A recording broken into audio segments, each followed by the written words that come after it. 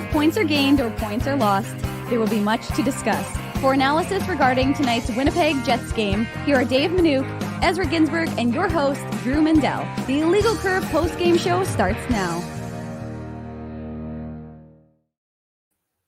Good afternoon, Winnipeg. Good afternoon, Manitoba. For all those joining us live this afternoon on our YouTube channel and all of our social media platforms, we say good afternoon, universe, and welcome to the Illegal Curve post-game show.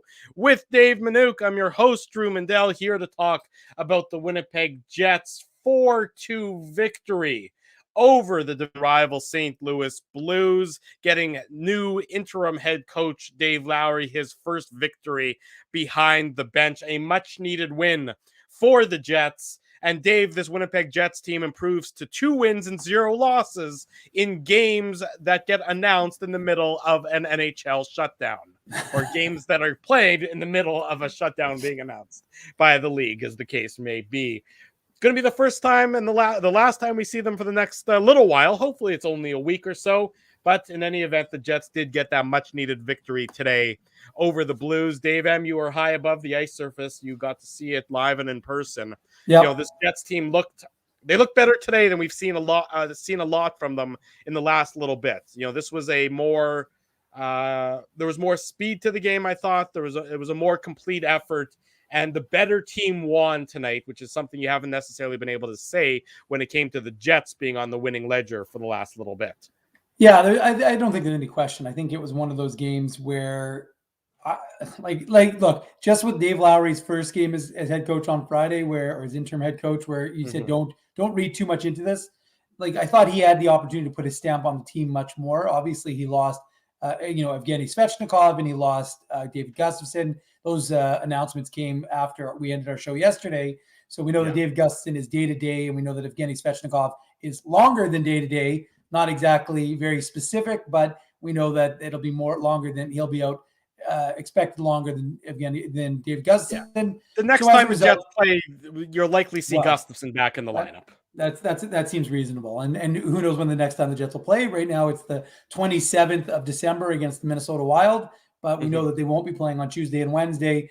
Drew was busy during the third period canceling post-game shows that we had already set up in advance of this one. So, but, credit to guys like Christian Reichel, who an undrafted forward, worked his ass off for the last 4 seasons with the Manitoba Moose. He got his first NHL game, got his first NHL lap.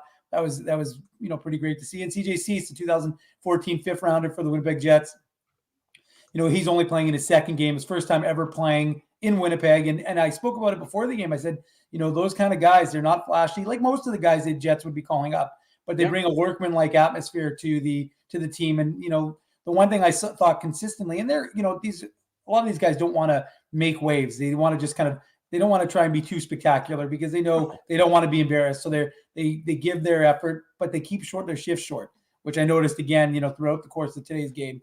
You saw that from those two guys, and they didn't play a ton. I mean, Reichel had 4.5 minutes and CJ Cease was 4:17, and that's not a surprise. These are guys who, Reichel, this is his first NHL game, so he got the solo skate in. CJ Cease hasn't played an NHL game since I think 2019. He played in San Jose in 2019. So, it's nice for guys like that who, for Reichel, for sure, you can't take that, even if he never plays another game, you can't take that one game away from him. And Cease, a guy who's a loyal, hardworking guy who, does a lot of the dirty things for the Manitoba Moose and is not necessarily ever at the forefront of your Manouk Moose minutes, but he's a key cog for the Moose. Reichel, a key cog for the Moose. So it's nice to see both those guys get rewarded with the call-up to the Jets for today's game at the very least. Who knows if it's going to be more. And they get their few minutes of ice time, and they certainly didn't they weren't detrimental to the Jets' cause, and that's fine. That's what the Jets want from them. That's what they need, and those guys know exactly what the team is expecting from them when they hit those ice for those 35, 40-second shifts that they took. Yeah, and you know what? I thought it was across the board. I've talked about it consistently. This is what we want to see from the Jets. You want to see a team effort, a team game. And so, like, Nikolai Ehlers led the way. Paul Stastny instrumental again. Mark Scheifele, I was like, when he didn't score early in the first period And second, I was like, oh boy, like just missed opportunities, and St. Louis comes, ties the game up at 1 after Mark Scheifele doesn't, give the Jets what looked like for Mark Scheifele almost like tapping opportunities. Yeah. And yet, they kept at it. They didn't allow it to frustrate them. Connor Hellebuck was good in that again. Jordan Binnington actually played a pretty good game as well. Binnington you mentioned him. Goalies are always a unique breed. I think everybody knows that. Even among the unique breed of goaltenders, Jordan Binnington is a unique individual. Yeah. I mean, his delay of game penalty in the third period, which proved to be, a big factor in that, the Blues get the shorthanded goal and then the Jets get the power play goal. But boy, Jordan Binnington is always a goalie who plays right on the edge. And he's sort of old school in that way. You don't see very many goalies who are always on the cusp of almost losing control, a la a Ron Hextall, back in the day, our good buddy John Mattis of The Score, who has his podcast right now of When Goalies Were Weird. That's the name of his 6-part podcast. I think Jordan Binnington would certainly fit in, back in the day with those weird goalies of the 80s and early 90s and things of that nature. Yeah, no, I mean, he's definitely he's definitely a head case, and goalies are generally a different breed. But you know what? Look, and just to show you how much these guys care about each other, like there were a lot of Moose people that were at that game, the staff and players wanting to watch, guys like Christian Reichel get their first opportunity. These guys care about each other, so there's I think it's important, and I harp on it, and I talk about it a lot. But you see from this Moose team that idea of playing like a team. And look, one game doesn't make the Jets season. It's not, it's a start. It's a start they needed. It's the type of game they needed to play. But to me, we saw a much more consistent, much more dedicated team to each other and playing with each other, and not an individual effort. We saw some phenomenal individual efforts. Pierre-Luc Dubois, carrying guys on his back, making plays. They don't result in goals, but you take notice. Kyle Connor looked like he should have been checked out the puck 3 or 4 times on one shift, and still manages to get the pass off and end up, creating an opportunity for the Winnipeg Jets. So, I think it's a good step, especially against a division rival, to get a clean win. And this could be the last game for a while. Yeah. And this could be the last game for, who knows? We don't know. As far as we know right now, it's the last game until the 27th for the Winnipeg Jets, until the 27th of December when they play Minnesota, another division rival. But the truth is, and we don't know what it's going to look like. We don't know if the Jets are going to send their players home. They're going to keep people in Winnipeg. We just don't know that. We don't have that information. But the reality is, if you're Dave Lowry and you now have a period of time, I was saying this before the post game when I was in the press box, I said, like, what an opportunity for him if he can now take this team and say, listen, that's the way we need to play. I'm going to he's got a building block. He's got a building block, and he's going to stamp it in to this guy and to the guys and say, let's go from there and let's build on what we were able to do successfully against, look, St. Louis is definitely missing players. There's no question about it.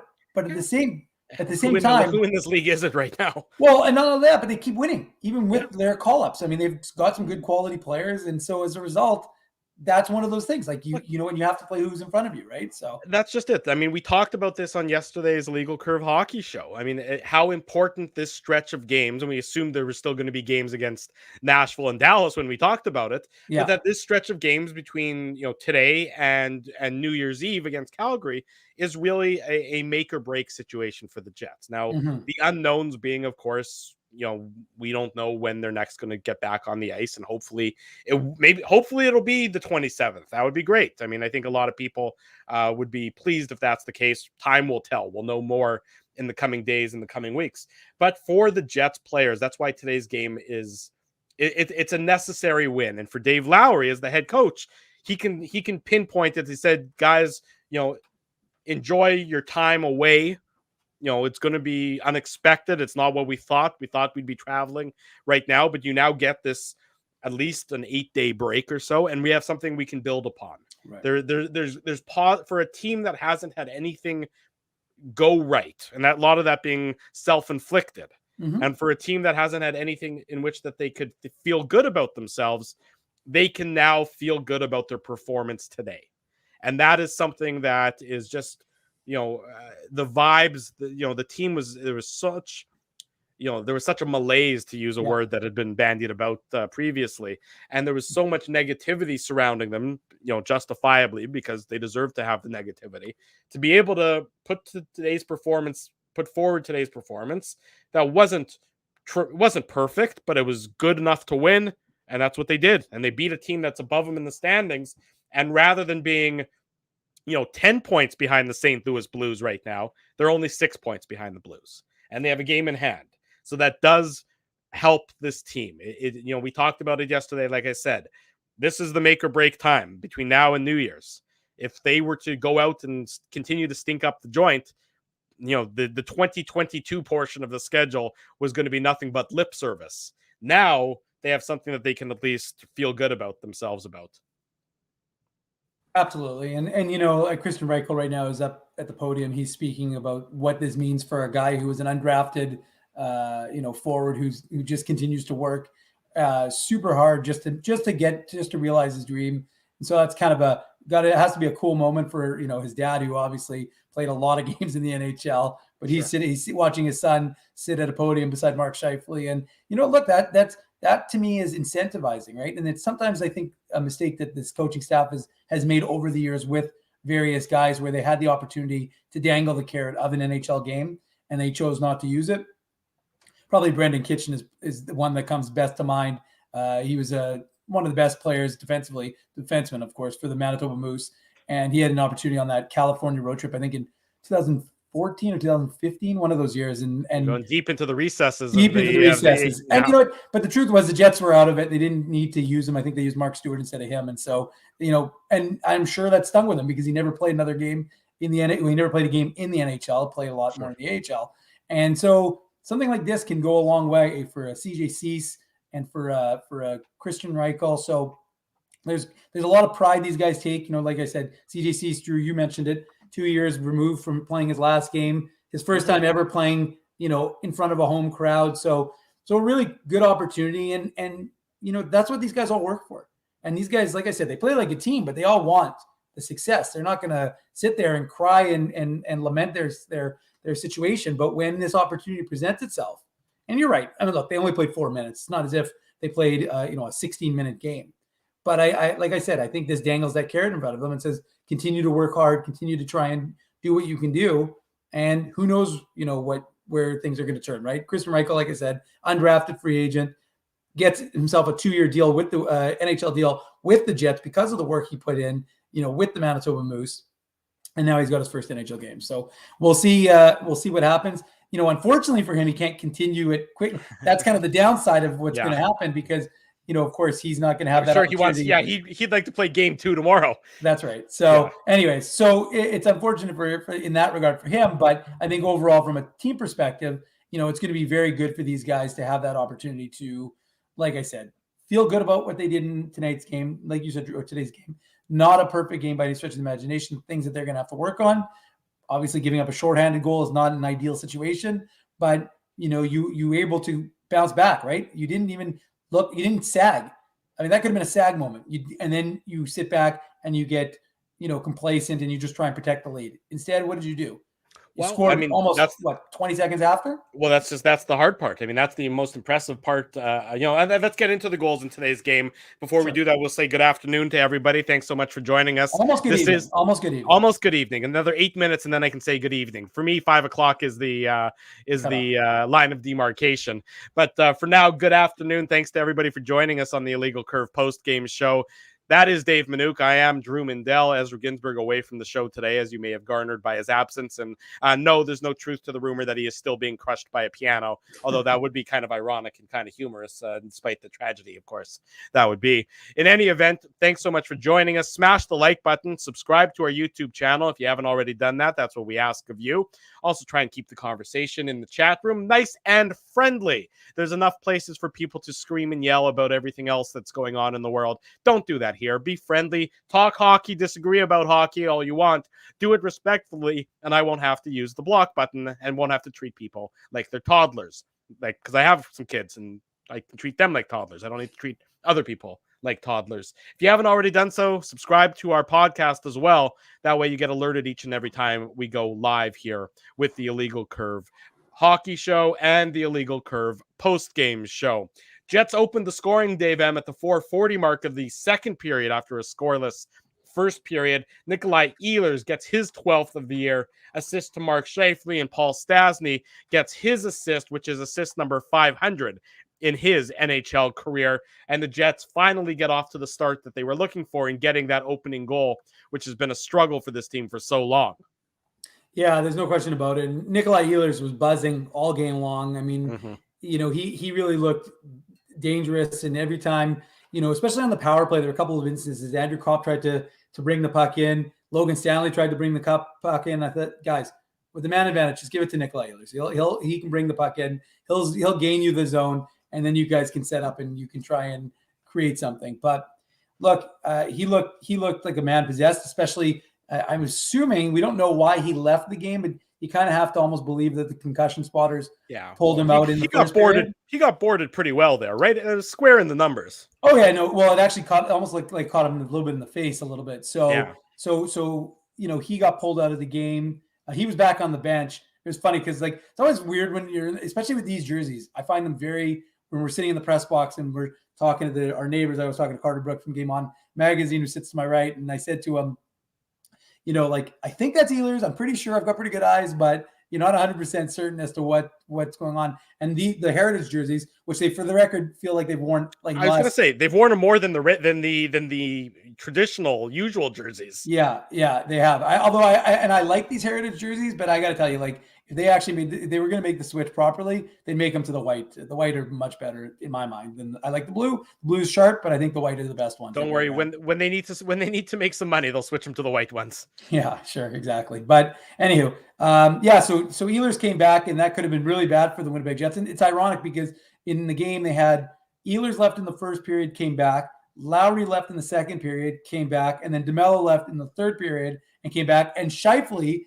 took the Ehlers shot, I think it was in the second period, and he stayed in the game, and they didn't lose him. But it took a toll on them, so they may appreciate the idea of having some time, away from the ice to be able to heal and rest up. That's probably not going to be a bad thing for the Winnipeg Jets based on some of the guys. And like you said, Drew, you got David Gustafsson, who's doesn't sound like it's a very significant situation, and we don't know the length of time for Evgeny Svechnikov, so that's also something that's a little bit up out there right now. But like I said, I think that's getting Nikolai Ehlers going, him having a goal and 3 assists throughout the course of the game. That's really big because he was that line.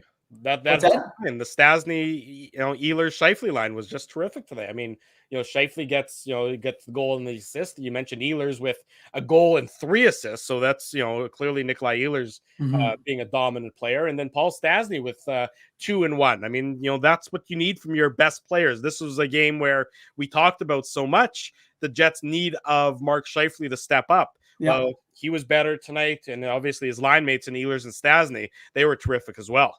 Yeah, and Paul Stastny, I've talked about him so much. Yeah. Well, it's just amazing to me because he's 35 years old, I believe, and you just look at him and you think to yourself, doesn't have the speed, he really doesn't. But it doesn't matter when you have that level of intelligence and you know where to be and you know what to do with the puck. It really is unbelievable what he is able to do and how he facilitates for his teammates. And there's a reason why he has 500 career assists, right? Yeah. So I think that's one of those situations where it's pretty obvious. You can just see what he does for this team. Whenever Drew gets a little I worry because I'm trying to pay attention to Drew right now. And the reality is I can see Drew grinning and I know he's reading the chat and there's something that's going on that's sidetracking Drew, but it's either. Well, look, James Robinson in the chat had a very good comment, because Ezzy's absence is certainly noticeable as it always is when the big hairy beast isn't here. We should we should actually set up a third camera and we should just insert a little dummy Ezzy. Yeah, well, that'd be what James Robinson is suggesting, that when Ezzy isn't available, we should just have a cantaloupe and a false beard and sunglasses replace him. And I think that is totally something we should do. If you want to supply us with the cantaloupe, the false beard, and the sunglasses, we'll set up another camera that'll be fake Ezzy when real Ezzy's not available. Well, I would. That's a good idea, James Robinson. I appreciate it. I don't have any spare cantaloupe. As he's got a bit of a bigger head than a cantaloupe, though. I'd go for more of a watermelon size head for Big Daddy. It's just, yeah. I mean, He's got a pretty big melon. Yeah, maybe one of those like prize pumpkins that they win in, like, you see them win in state fairs, like the Guinness Book of Records. The giant pumpkins. ones the giant ones they grow in Alaska when they have 23 hours of sunlight. Yeah, that's a good idea. Maybe we'll do something like that. I like that. I like people thinking outside the box, and today's post game show. Good job, folks. Anyway, so but getting back to Paul Stastny, I think to me, we just saw a guy who just doesn't get fazed by anything and just continues to, be such an integral part of what this team is and how it functions so much better, with him in the lineup. And he just seems to bring out the best in his line mates. And Mark Scheifele and Nikolai Ehlers, we've talked about, can they play together? Well, it seems like a pretty good piece of glue for the two of them. And, because they have obviously very different styles. Sure. But maybe Paul Stastny was that missing ingredient to be the facilitator between the two. And obviously I don't mean direct, because we saw Ehlers make passes to Scheifele and vice versa. Mm-hmm. And they both set each other up a number of times or used each other as decoys when, their speed allowed them to get, I'm thinking of 1-2 on 1 in the first period where Scheifele used Ehlers as a decoy and took the shot. Binnington made the save. But, you can just see the creativity that line is producing. So, again, one game, you're not going to raise the roof and say, well, that's it because of one game. But it's definitely a positive, and it's a sign that this team is working in the right direction. Certainly. I mean, like I said, they just needed some good vibes, and let's not get carried away and say this team is got everything perfect and they're guaranteed to be on the right track. Right now, it is absolutely baby steps for this team, one at a time. And you can't. I think somebody in the chat said that you can't run until you walk. And that's certainly the case. So the Jets needed to take that first step to begin to walk before they can get into a bit of a groove and start to run. And the Jets' best players, I thought, were their best. I mean, I'm looking at 5-on-5, the Ehlers, Scheifele, Stastny line, 65% Corsi 4. Vesalainen, Dubois, Kyle Connor, 78% Corsi 4 at 5-on-5 during today's game. And that's certainly what you want out of your best players, where they're controlling the play. And look, it was a more important game for the Jets than it was for the Blues. Right. We had talked earlier in the year about that cushion. And when you have a cushion, maybe you're not quite as desperate as your opponent. The Jets were a desperate team today, and they played with the requisite level of desperation. And they never trailed at any point in time. And whenever St. Louis, was able to get a goal, the Jets were able to respond pretty quickly. The Tarasenko ties it up at the 13:47 mark of the second period. And this is a very nice play. And Josh Morrissey goes to try and, knock away the pass, the cross ice pass, and it gets through him. And instead of tying up Tarasenko's stick, he isn't able to do that, isn't able to knock away the pass. And you got to do one or the other. You can't miss it completely. Quality play from Ivan Barbashev, of course. Tarasenko tucks it past Hellebuck, and it's 1-1. But what's important, after that is how quickly the Jets responded. 3 minutes, Dave. The Jets retake the lead, and it's Scheifele, his 8th of the year, assist to Nikolai Ehlers, and you got him teed up in the slot where, a goal scorer of Mark Scheifele's caliber is supposed to get a goal, and that's what he did, and that's what he hadn't been doing for so long, including earlier in the game. Yeah, including in the first period. Because when that puck bobbled on him, you're thinking to yourself, like, that's Mark Scheifele. Like, I just expected it. I didn't quite get to the point of writing it on in Twitter, but it was like fairly close because I was watching it. I was like, oh, I could see the play setting up from my spot in the press box because, of course, it's right below me. And I'm thinking to myself, well, that's it. And then Scheifele ball was it. You're like, oh, not quite. Well, and that's just it. This is a guy who was just, fighting the puck and needed some good vibes, and he got teed up right in the high danger zone, as they say, and made no mistake in wiring it past Binnington. And it's 2-1 for the Jets at that point in time, and that's how the second period ended. So they're feeling good about themselves after 40 minutes. And then, of course, it was in the midst of that second period where the news broke that this was going to be their last game before the Christmas break. And so you know that they go just like it was in Edmonton 2 years ago. Remember, the Jets took that lead and they went in, I think it was the second intermission. And hey, look, this is the final 20 minutes that we're going to be playing for a little while. Let's go out and win the game. And quickly, 4:40 into the game, Paul Stastny gets the goal. Beautiful pass from Nikolai Ehlers behind the net. Stastny, to your point, doesn't necessarily have the foot speed anymore. Doesn't necessarily have everything that he previously had, but he's got the intelligence and he's got the smarts and he knows how to back off contact and get himself open into a dangerous position. Ehlers finds him from behind the net and Stastny makes no mistake, and it's 3-1 for the Jets. Yeah, I mean, and good on Nikolai Ehlers. He sealed the wall there and made the nice play. And it's funny because Drew, while you were speaking, I was looking at some of the comments, and Murat of The Athletic, just a test of The Athletic, wrote that Stastny and Ehlers are kind of having a mutual love right now. But Ehlers calls Stastny the smartest player he's ever played with. So, I mean, no surprise that there's a huge benefit. And I saw one of the comments, James Robinson just said, they need to bring up Cole Perfetti as soon as he can. Cole Perfetti, of course, as I'm sure James knows, won't be available till January. But you know what? It's true. Like, I mean, there is a benefit to these guys learning from those types of veteran players. And a guy like Paul Stastny can be such a positive influence. And that's why I think the Jets were so interested in bringing him back this year, because I think they know aside from his friendship with Blake Wheeler, friendship is important, but like these guys, you don't make decisions based on that. Yeah. At least you hope not. But the reality is that. Do you think they made friends over salad, though? Do you think that's how it worked, or is that a separate issue entirely? I think that's a separate thing. But okay. I think what they've been able to do with what he brings, like I said, and you can hear it, right?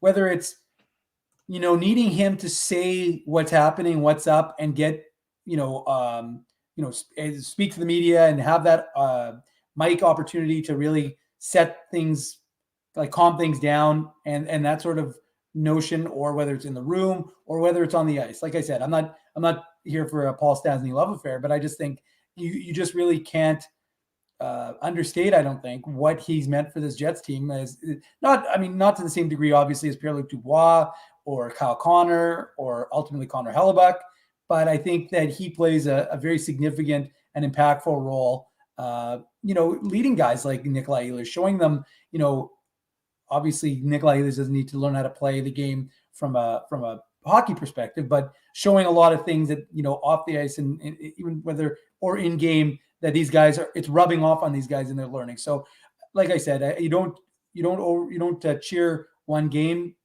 You don't plan a parade based on one game, but from a Jets perspective, you feel good definitely, about yourself. Yeah, you definitely feel good about yourself. You've got those 2 points in the standings bank, and whether it's, the last game for a little while or a long while, the truth is that, you've got the building block, to use your word, Drew, that you're going to need to continue, because one game in, I think Ez said this on Saturday, you can't win one and then lose the next one, whether that's to the Minnesota Wild, who we know have been playing really well. So you can't. You just have to bring this. You can if you bring this kind of effort and you lose. That's acceptable. But you really need to string something together right now, and that's what the Jets look like they've started on the path towards. They certainly did so in today's game against the St. Louis Blues. Let's take our commercial break. When we come back, much more on today's Jets Blues game. We'll give away a Tough Duck Toque, and we'll talk more about the team and everything else going around in the NHL. Stay with us. It's the Illegal Curve post-game show. Drew Mindell, Dave Manouk. We're here for the final time until after Christmas. Don't go anywhere. It's the Illegal Curve post-game show. We're live on YouTube. We're live on all of our social media platforms. Jerry Seinfeld, Chris Rock, Jon Stewart, Dennis Miller, Brad Garrett, the biggest acts and all the up-and-comers. They've all made their mark at Rumors Comedy Club, North America's longest-running independent comedy club. Rumors has kept Winnipeg laughing for over 25 years. When was the last time you laughed out loud? Make it a great night out with friends, or book your office or birthday party, even a fundraising event at Rumors. Get all the details and dates on upcoming shows at rumorscomedyclub.com. He winds up. Oh, looks like Ezzy took that one right in the choppers. A blistering fast puck hurts like HE double hockey sticks. That's why I let the pros at Linden Market Dental Center turn my yow into wow. Get your brilliant smile back with state-of-the-art restorative and cosmetic dentistry from real pros. And remember, always wear a mouth guard. Now that's solid on ice advice. Learn more at lindenmarketdentalcenter.com. Creating smiles for life. Whoa, Ezzy, everything okay? You look stressed. Of course I'm stressed. We're moving, the house is upside down, the kids failed miserably at packing the fine china, and my life is in chaos. Chaos! Yes, that does sound like a problem. What am I going to do? Ezzy, relax. Rolly's Transfer Moving and Storage is the answer. With 60 years of experience in moving Manitobans and a track record of exemplary customer service, one call to Rolly's and your stress is gone. No job is too big or too small. Just visit Rollies.com and they will take it from there. Thanks, Dave, and thank you, Rollies Transfer Moving and Storage, online at Rollies.com. Hey boys, finding parking on game day shouldn't take longer than the Minute Minute. It shouldn't take longer than 1 minute? Yeah, less than a minute? I spend at least 20 driving around to find street parking, or if I'm in a rush to the game, I'll shovel out 20 at a parkade. You're both doing it wrong. There's this app called Grid Park. It lets you find and pre-book your parking spot on game days. And you can reserve your spot up to 1 month in advance. And guess how much you'll pay? Tell me, Dave. You know I love a deal. Ezzy, $5. Come on, $5? Yeah, and it's just 2 blocks from the arena. The Grid Park app? Yep, spelled GRYD Park. And you know what else? There's more? Our listeners get their first park free with the code FIRSTPARK. Wow, so they just download the Grid Park app and pre-book their next game day spot for free? Yeah, you got it, Ez. Promo code FIRSTPARK. Only on the Grid Park app.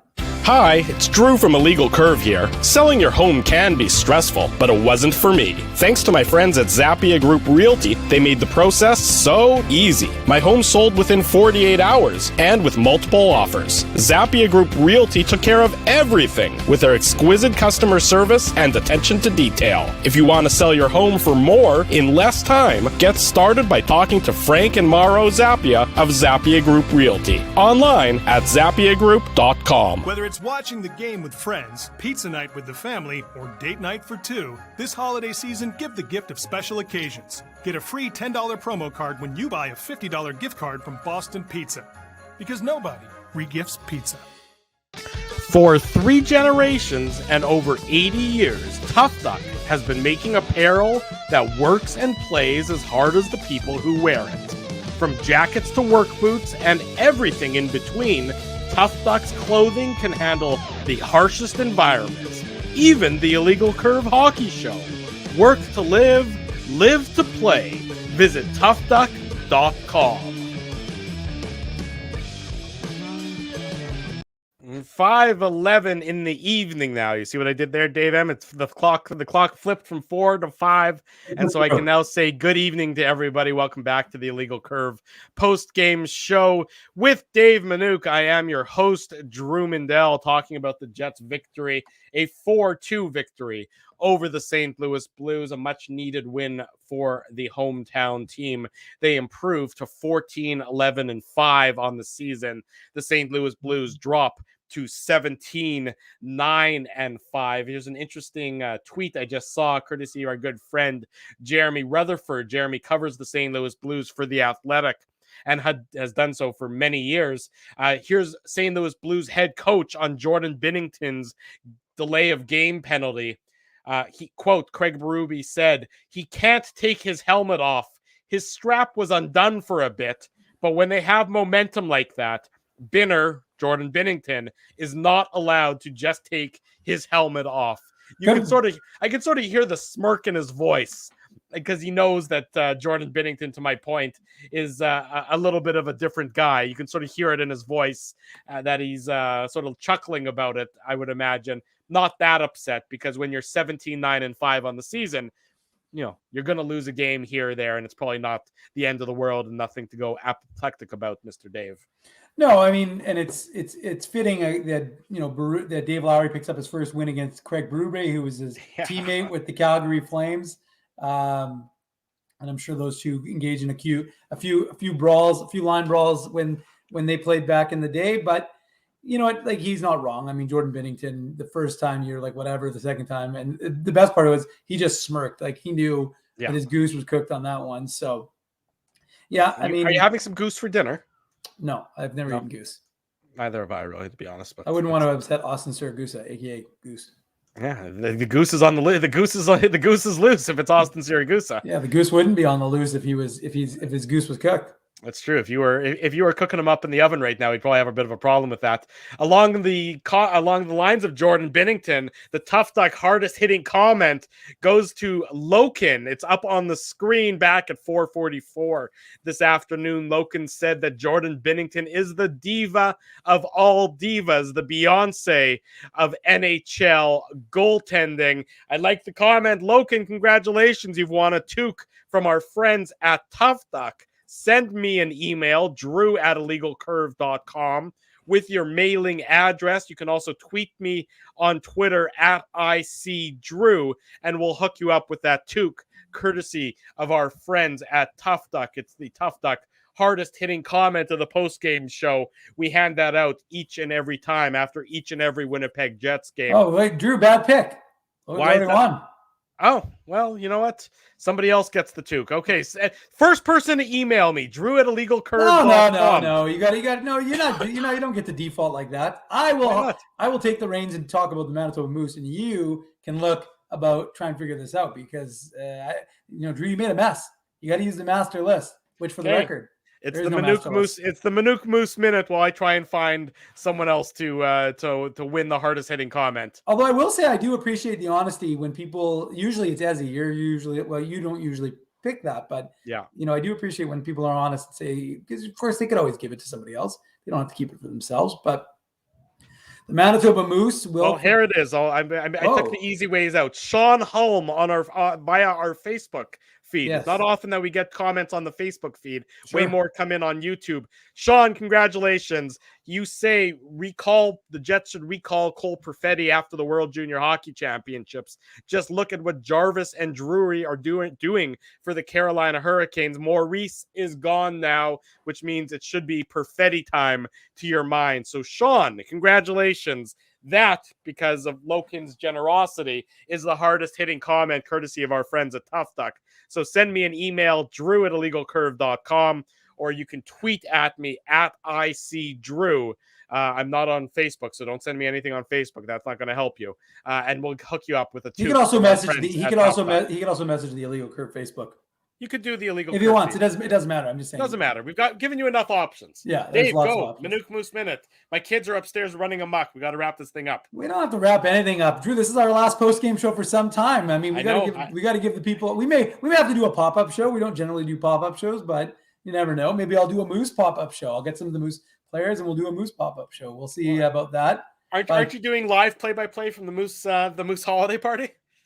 That is not happening, no. But anyway, speaking of the Manitoba Moose, as most folks know, they returned to Canada. Drew, you okay? You might want to drink some water. Hit the mute button and drink some water. The Moose returned home unexpectedly, of course, because they're dealing with a COVID/travel situation. They were supposed to play their third game in 3 days against the Iowa Wild. They'd already lost the preceding 2 games, and they were going to play Iowa on Saturday. That game got canceled. The Moose returned home. Obviously, they had to go through a battery of testings. Hence, the fact they were able to the Jets were able to recall Christian Reichel and CJ Cease. So the Moose schedule is a little uncertain right now because, of course, they were supposed to be playing Texas later in the week, and that's obviously off. So that their games won't be happening for quite some time. They're going to be done till at least the Christmas break. Well, they said December 22nd in the release. But, I mean, the Moose don't play again until, I believe, Abbotsford is here for the first time ever, the newest franchise for the Vancouver Canucks, who used to have their franchise in Utica, of all places, rather a little far from Vancouver for some reason. The geography didn't really work very well. Yeah, I'm not entirely certain on that one. But, probably not a bad thing for the Manitoba Moose anyways. Nobody wants to be shut down. But, the Moose have lost David Gustin, Christian Reichel, CJ Cease, Cole Perfetti. We don't know who might be in a COVID protocol situation right now based on what happened to them. We don't know that.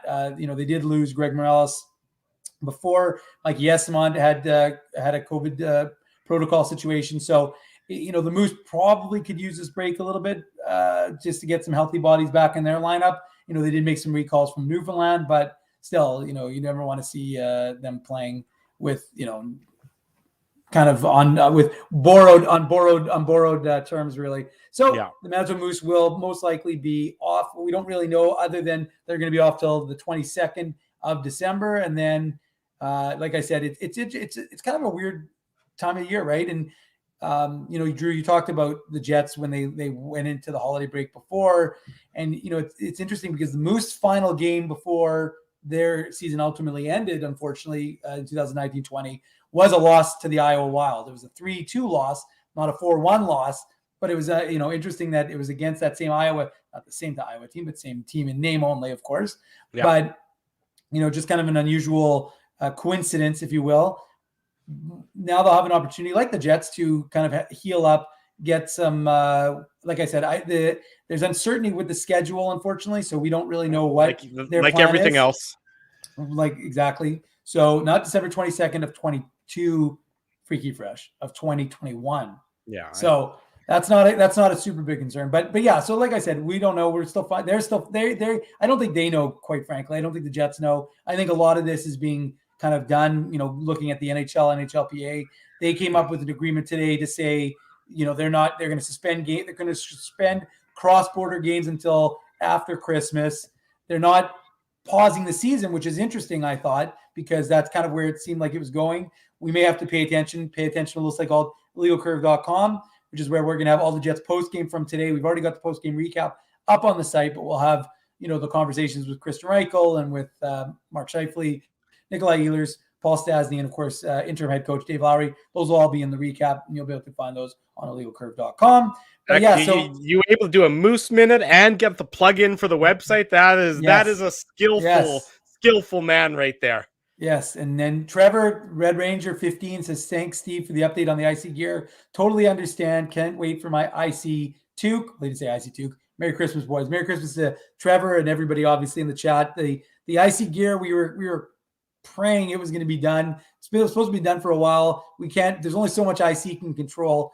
But Steve sent everyone who ordered gear for an email. So hopefully he's working his butt off trying to get it done for next week. Hopefully it'll be done before Christmas. We're keeping our fingers crossed on that. So we will keep people posted, and hopefully Steve will have some updates for that. So we appreciate everyone's patience. We really appreciate it.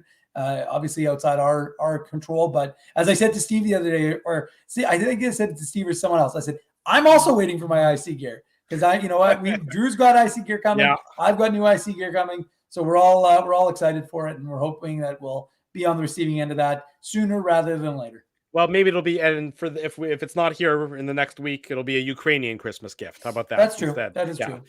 But we do appreciate everybody's patience, no question, as we're working through all that. And we'll be the next company to tell you there's supply chain issues, as I'm sure you've heard many times in the course of the last number of months. But working hard to get it done, and a big thank you to Steve, of course, for his efforts as well. Big thank you to all of our sponsors: Rumors Restaurant and Comedy Club, Linden Market Dental Center, Zappia Group Realty, Bernstein's Deli, Tough Duck, Boston Pizza, Seagram's, Rolly's Transfer, and of course our newest sponsor, Grid Park. Support these businesses because they support Illegal Curve Hockey. They make the Illegal Curve Hockey show, the Illegal Curve post-game show, and of course our website, illegalcurve.com, a possibility.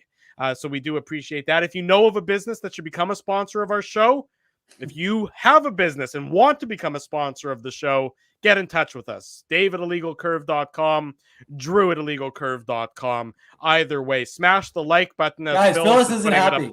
Yeah. Phyllis is commenting. I'll tell you what, Phyllis has a naughty and a nice list, and if you haven't smashed the like button yet, you're on the naughty list a week before the Christmas holiday. So you be sure to get on that, and while you're at it, subscribe to our YouTube channel and drop a comment. Obviously, on if you can, that always helps us as well. On the, I'm trying. We're working through a bit of an issue with Spotify for whatever reason. If you download the podcast via Spotify for whatever reason, like I said, explained last week or a couple weeks ago. We went through, I upgraded the server on illegalcurve.com, and it seems to have knocked it askew, if you will. It's not impacting iTunes, which the vast majority of people seem to use. But for those who use Spotify, I'm trying to work through it. I actually had someone message me on Twitter. They sent me a DM. They said, I need to be able to listen to the show. I want to listen to it later. So I'm like, okay, I'm going to try and get it up as soon as I can. So we're trying to get that Spotify issue rectified. But yeah, you can download it on iTunes, and you can go to the website. You can download it right off the website, or you can listen to it on the website, and you can listen to it obviously on the YouTube broadcast, as Drew just said.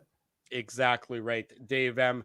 As this is, barring something tremendously unforeseen, going to be our final show before Christmas, we do want to say, of course, happy holidays to you and yours. Try and keep your spirits up. We don't know when the next game is going to be. Right now, it's scheduled for the 27th, which is a week from tomorrow. So you can we hope to be here for a post-game show after the Jets and the Wild. Time will tell. That's basically what's in our control at this point in time. If it's not on the 27th, hopefully it'll be shortly thereafter. But like I was saying, to you and yours, it's been fun that you are joining us here after each and every post-game show. 30th post-game show, Drew. Is this the 30th? 30th one of the season, 30th. Of course. Never mind all of last year's post-game shows. And, of course, Saturday morning with the Illegal Curve Hockey Show as well. So we definitely appreciate the support. We appreciate your loyalty. We appreciate everything. And for the most part, the commenters are all reasonable, rational people. And for those that aren't, well, hopefully you won't be here for very long, would be what I would say in response to that. Go find somewhere else where you can troll rather than troll us here, because we're nice guys and we all want to be in a good, friendly mind space. How about that? In that case, thank you so much to everybody. Happy holidays. We'll see you again real soon. The website, that's going to keep going. illegalcurve.com. No change there.